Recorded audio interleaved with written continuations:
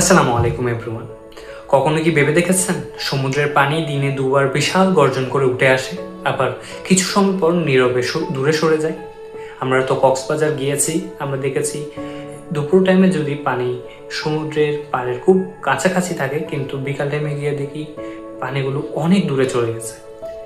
পৃথিবীর এই অদ্ভুত প্রাকৃতিক খেলাকেই আমরা বলে থাকি জোয়ার ভাটা। কিন্তু সমুদ্রের এত বিশাল পরিমাণ পানিকে কে এভাবে টেনে উপরে তোলে, আর কে বা আবার ফিরিয়ে দেয়? চলুন আমরা এই ভিডিওর মাধ্যমে আমরা জেনে নিই। জোয়ার ভাটার মূল নায়ক কিন্তু পৃথিবীতে নেই, আছে মহাকাশে, আর সে হলো আমাদের চাঁদ।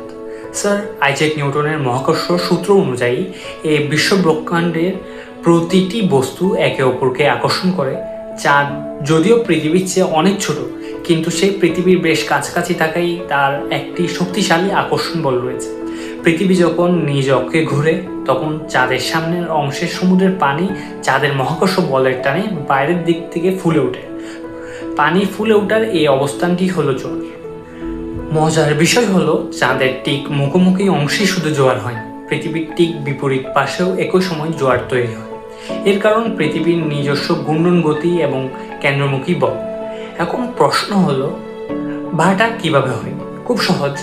জোয়ারের সময় দুই পাশে পানি ফুলে ওঠে, সেই পানি আসে তার দুই পাশের এলাকা থেকে, ফলে সেই দুই পাশের পানির স্তর স্বাভাবিকের চেয়ে অনেক নিচে নেমে যায়। একেই আমরা বলে থাকি ভাটা। মজার বিষয় হলো, সব দিনের জোয়ারও কিন্তু একই রকম হয় না। অমাবস্যা ও পূর্ণিমার দিনে সূর্য, চাঁদ এবং পৃথিবী একই সরলরেখায় চলে আসে। তখন চাঁদের সাথে সূর্যের আকর্ষণ শক্তিও যুক্ত হয়, ফলে পানি অনেক বেশি উচ্চতায় ওঠে।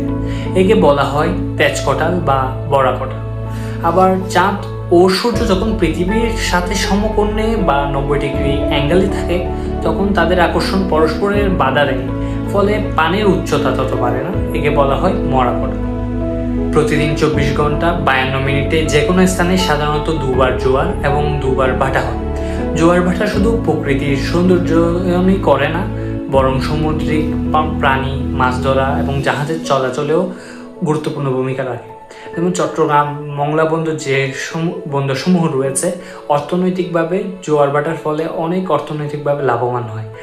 যখন জোয়ার হয় তখন জোয়ারের টানে বড় বড় জাহাজ বন্দরে আসতে পারে, এবং যখন ভাটা হয় সে সময় জাহাজগুলো বন্দর ছেড়ে চলে যেতে পারে। তো অর্থনৈতিকভাবে জোয়ার ভাটার একটি বিশাল অবদান রয়েছে।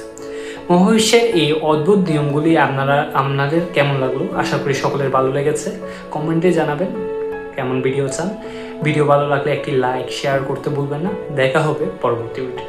ধন্যবাদ সকলকে। আসসালামু আলাইকুম।